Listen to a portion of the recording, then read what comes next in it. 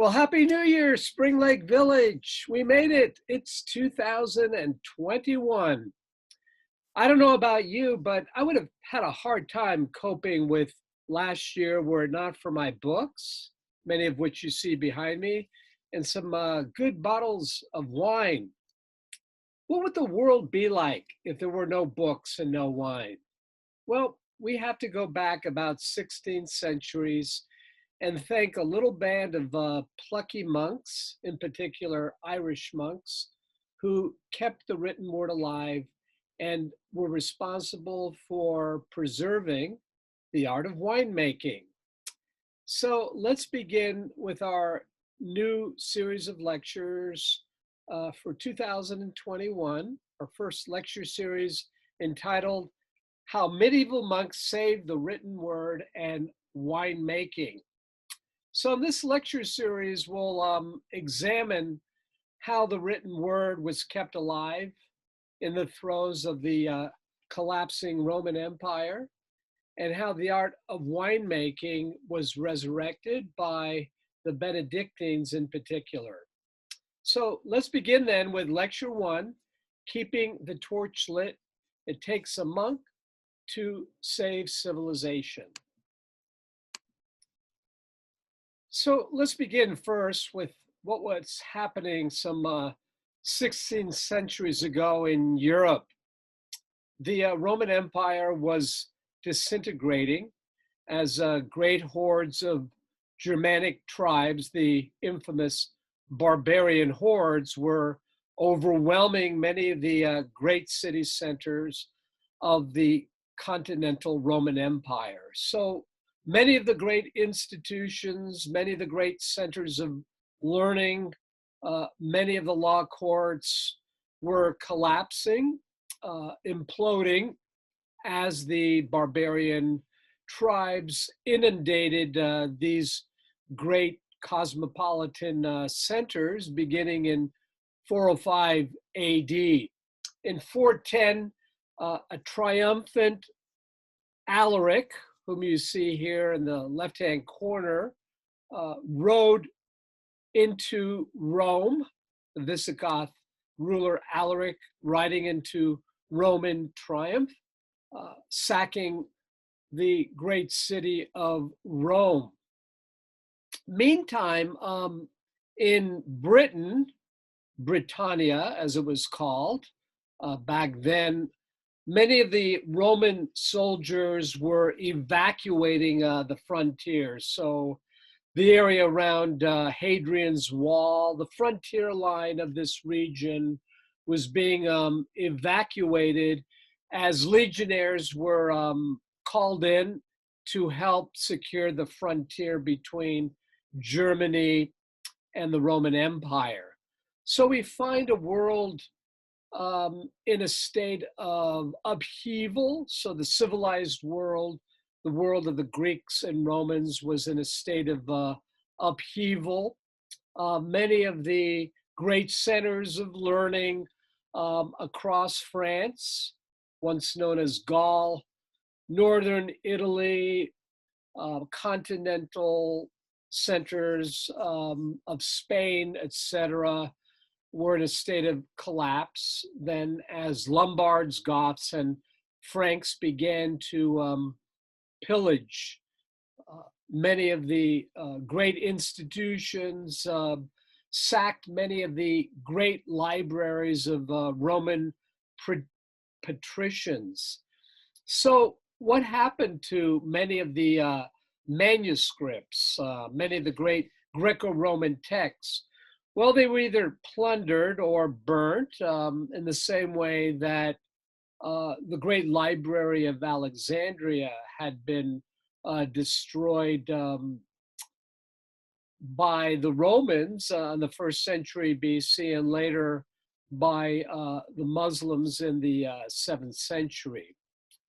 So with the arrival of the Germanic tribes sweeping across the Roman Empire, we sort of enter a period of economic and political devolution, if you will.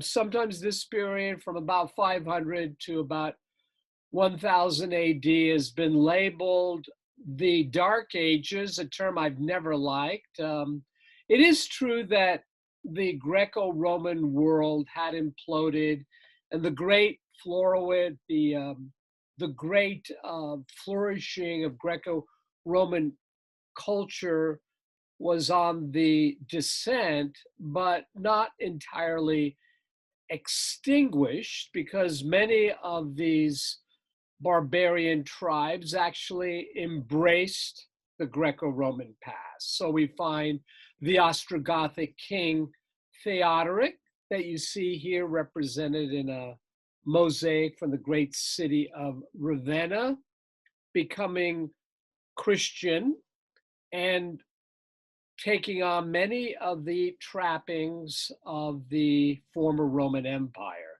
So simply absorbing a lot of the great cultural heritage, political heritage of the Roman world. There were many scholars of that era who kept alive the Roman past, like Boethius, as an example. So even though this period is called the Dark Ages, the Roman world, the Greco-Roman world, had not entirely been extinguished. So if you look at this colorful map, you can see the various Germanic tribes that swept over continental Europe. So the Franks would occupy Gaul, present-day France. See the Angles and Saxons overwhelming Britannia, the Visigoths in Spain and Italy, the Vandals sweeping through Spain and Portugal, and then eventually occupying northern Africa and the great city of Carthage, and various other barbarian tribes establishing themselves in the former Roman Empire. Meanwhile, what is now Ireland, which the Romans called Hibernia, stood at the very fringes of the once mighty Roman Empire at the time of its decline. Hibernia, or Ireland, was never part of the Roman Empire. So these inhabitants of Ireland never experienced the fruits of what was called Romanitas, that is, the cultural legacy, the political rights, the political blessings of what it was to be a Roman citizen. As far as the Romans were concerned, those who inhabited Ireland were nothing more than brutes or mere savages. And yet, about all that stood between the preservation of Greco-Roman civilization or its descent into what we call now the Dark Ages was a plucky band of Irish monks who were dedicated to copying books and evangelizing people. During the tumultuous period of the 500s and 600s, as the Roman world was being overwhelmed, we find Christian monks placing a high value on learning, which was initiated by the legendary Roman-born Christian missionary Saint Patrick, or as he was known by his Roman name, Patricius. These Irish monks would dedicate themselves to establishing places of learning and to preserving nothing less than the written word as they knew it. Their work would include copying all worthwhile known history, poetry, philosophy, and commentary gathered from the libraries of Europe and the Middle East. Now, at that time, the written word, the ability to read and write, had been, for the most part, the preserve of the upper class nobility and the clergy. But in Ireland itself, there had been a long, long history of Celtic oral traditions, stories, legends, and narratives that had been passed down from generation to the next. What we find in Ireland are Irish scholars who had an uncanny ability to keep alive Latin tradition and, in particular, the mastery of Latin.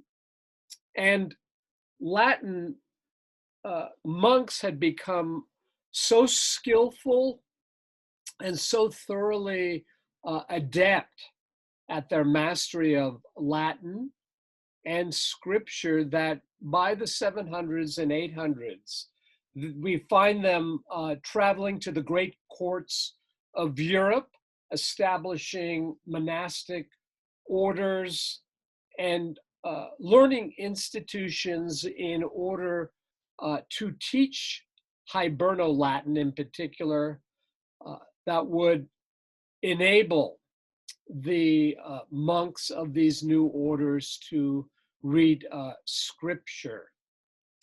We find a 9th century Irish chronicler reporting that Irish Latin writers were indistinguishable from their European counterparts. So Ireland became nothing less than a land of saints and scholars. There's a map of Ireland and Great Britain. So, as I mentioned, the Romans called Ireland Hibernia, and we have Britannia and Albion, this region. There is the Latin names that were given to these regions. So Latin, the ability to read and write it, and the preservation of the classical past that was found in manuscripts that had been preserved and copied, would flourish with the rise of Irish monasteries, the spread of monasticism, first in Ireland, then in northern Scotland, and in Britannia, and then the spread of the monastic tradition in continental Europe. So the great heyday of Irish monasticism is between 500 and 700. Now, it should be remarked that many of the old pagan rituals that had existed for centuries among the Celtic people of Ireland and Britannia would not altogether be extinguished through the process of syncretization. They were kept alive in Christian tradition. And even today, many of the old Celtic rituals still exist in Christian tradition. So many great monasteries would be established at this time. For example, St. Kevin's Monastery, established in Glendalough in the 6th century, became one of many of the great monasteries of Ireland and a great center of education. So you would have a monastic order that established a school of learning. The purpose, again, was to keep alive Latin, the ability to both read and write Latin. So, of course, Irish monks took vows of chastity and poverty, living their ascetic life. They were also very much dedicated to literacy and keeping alive the Greco Roman past through the establishment of these many famous monasteries. Many of them, though, lived in very remote areas, the very farthest limits of the civilized world.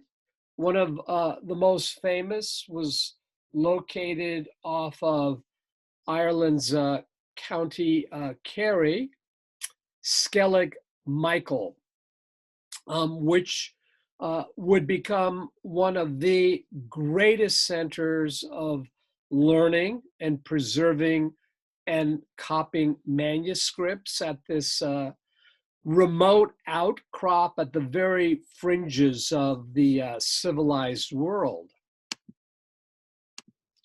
So here's a picture of Skellig Michael, this remarkable monastic community on this windswept island. The famous art historian Kenneth Clark wrote, "It is hard to believe that for quite a long time, nearly a century, Western Christianity survived by clinging to places like Skellig Michael, rising some 700 feet out of the sea," close quote. Skellig Michael then is this unbelievable rocky island located off the southwestern coast of Ireland, where scholarship and the written word were preserved as other areas of Europe were in a state of collapse. So, as the Roman world was imploding in the West, in Ireland, civilization was being saved or kept alive by the establishment of monasteries. And some of the great monasteries were established by one of the most celebrated Irish monks. His name is Columcille in the Gaelic tongue, but in Latin he's known as Columba. He came from a noble Irish clan, the O'Neill, the famous O'Neills of Ireland in present day Donegal. And he was related to the king of the O'Neill clan, who himself had converted to Christianity. Many of these former Celtic clansmen converted to Christianity. Now, St. Columba or Columcille believed that his followers, his Christian followers, part of his monastic order, should become exiles for Christ. That is, they should leave their homes and go to remote areas in order to evangelize, to proselytize in isolated areas. Columcille would establish a number of very famous monasteries in Ireland. One of them was in Derry, today known as Londonderry. And then when he was in his middle years, in his mid 40s, around 563, he left Ireland and established one of the greatest centers of learning in all of Europe in the second half of the 6th century. And that was the famous monastery of Iona, which you see here in the lower left-hand corner.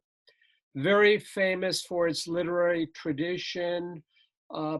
It held a great library with a number of manuscripts, many of which were copied by the monks who were part of the order of Columcille. From Columba's base at Iona, many of his missionary followers began to establish other monasteries that would eventually bring Christianity to other corners of this region. So the Picts of Scotland, a tribe that the Romans were never able to suppress. That's why they built Hadrian's Wall. The Picts of Scotland were a fearsome tribe, but we find the Picts of Scotland accepting the Christian message, and in this region, missionary work would flourish. One of the most famous monks from the monastery of Columcille was Saint Aidan, who flourished between 590 and 650. Aidan's great claim to fame would be the establishment of Lindisfarne, which also became a great center of learning and famous for its many illuminated manuscripts. And we'll discuss more about Lindisfarne in our next lecture, but it had a great repository of books. There's some speculation that these manuscripts had been brought by Italian monks who wanted to study within the great monastery at Lindisfarne. So scholarship flourished during this period. This is the great golden age of monastic scholarship, again at monasteries like Lindisfarne and at Clonmacnoise Monastery on the Shannon River, again established by monks from the order of Saint Columba. So as I mentioned, these monasteries could flourish untouched by the upheavals that were taking place on the continent with the arrival of the Germanic tribes. So we find many learned individuals, clerics and upper class Romans fleeing to Britannia as well as Ireland as these monastic schools, as these monastic orders became famous. Many clerics and members of the privileged upper class, people like St. Patrick, made their way to this remote region in order to keep alive the Latin language and to transcribe, to copy these extant manuscripts, many of which they brought over to them, and they became part of the holdings of these great centers of culture and literacy. So you could say many of these European clerics and patricians were academic refugees, bringing with them their great libraries in the wake of the wreckage and destruction brought on by the Germanic tribes overwhelming the great cosmopolitan centers of the former Roman Empire. So with the destruction of the great centers of learning in Europe, it was Ireland that would keep alive Latin. And the Latin of Ireland was sort of an interesting mix of native Gaelic tongue, Celtic tongue, sort of merges with Latin. And as I mentioned, Originally, there was no Celtic language per se. There was an old cumbersome script known as Ogham that one could see on funerary or ceremonial slabs of stone, like this one you see here, that kept alive some of the Celtic narratives. So, what emerges within these great centers of learning in Ireland, in Scotland, and later in Britannia was a new Latin called Hiberno Latin. That's sort of a name that's linguists have given to this merging of the old Ogham script and the language of the Celts with the Latin tongue. So the Irish monks then were developing new ways of teaching Latin now to monks and to many of these refugees from the continent. What we find is that by the middle of the 7th century, the Latin, both spoken and written by these Irish monks, surpasses that of the Latin that was still spoken among the clergy of the continent. It wasn't merely the overwhelming of the great academic institutes of the Roman Empire that brought a decline in literacy on the continental map, but also the church, the Western church, through the Council of Carthage in 436, had banned the study of the classics. In Greece, Theodosius II had closed many of the sanctuaries of the Greco-Roman world, like Delphi and Olympia. So the Christian clerics in Europe were shutting down many of the pagan centers that had not been destroyed by the barbarian hordes. But meanwhile, again, literacy and the written word were kept alive.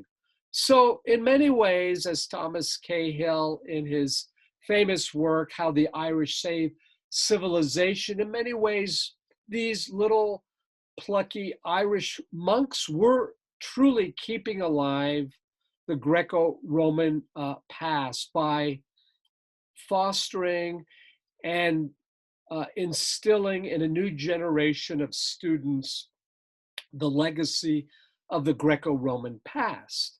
So much of Christian theology now merges with the philosophy of Aristotle and Plato. So imagine you're one of these monks studying at one of these far-flung monasteries in Ireland, like Lindisfarne, and you're reading in the original Greek many of the treatises of Aristotle and Plato, and contemplating what they say, and then also in the great scriptoria, these rooms that were set aside for not only preserving manuscripts that had been brought over, but also copying them. So we find a new generation of academics now very well trained and schooled in Greco-Roman philosophy, incorporating this into the Christian message. And again, it's through this new hybrid Latin, this Hiberno Latin, that the Greco-Roman past is kept alive. So Isidore of Seville's writings, these were brought over in the mid-7th century, sort of inaugurated this desire to perpetuate and preserve the Greco-Roman past. So again, it's important to understand that really the written word was kept alive in Ireland and later Scotland and Britain. And then eventually, as we'll see in next week's lecture, many of these Irish monks would make their way to the great courts of Europe in order to bring about a resurrection of scholarship, a renewal of the Greco-Roman past. But we'll discuss that next week also, and how manuscripts would be preserved, copied also in Europe.